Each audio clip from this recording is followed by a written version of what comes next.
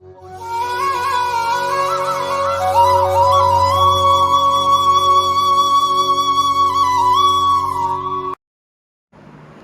பக்தர்களுக்கு என் அன்பு வணக்கங்கள்.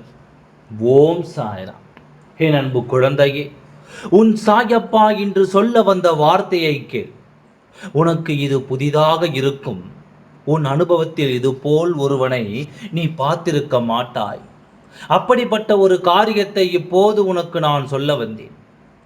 எட்டி இருந்து பார்த்தாலும் உன்னை போலவே இருக்க ஆசைப்பட்டால் இவள் நீ செய்யும் அத்தனை காரியங்களை பார்த்து அது போலவே செய்து கொண்டாள். இவள் மீண்டும் மீண்டும் உன்னை பார்த்து பார்த்து உன்னை போலவே வடிவம் எடுத்து உன்னை போலவே வாழ ஆசையும் பெற்றாள். இப்போது அவள் நெருங்கிக் கொண்டிருக்கும் இடம் உன் வாழ்க்கை துணை என்பதை மனதில் பதிக வைத்துக்கொள். இன்னும் எதுவும் தெரியாது என்று ஒரே வார்த்தையில் முடித்துக்கொண்டு உன் வாழ்க்கையை நீ இழந்துவிடக் கூடாது என்று தான் இப்போது உன்னை தேடினால் நான் வந்திருக்கின்றேன். எத்தனையோ நாட்கள் நீ அவளை தெரிந்து கொள்ளாமல் இருந்து விட்டாய்.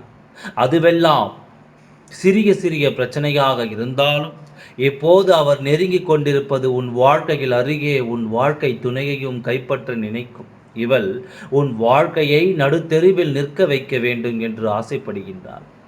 நீ எனக்கு துணை போவாயா, யாரவள் என்று தெரிந்து அவளின் எண்ணத்தை உடைத்து உன் வாழ்க்கை துணையை காப்பாற்றுவது உன் பொறுப்பு தானே. இந்த பொறுப்பிலிருந்து நீ விலகி விடாதே.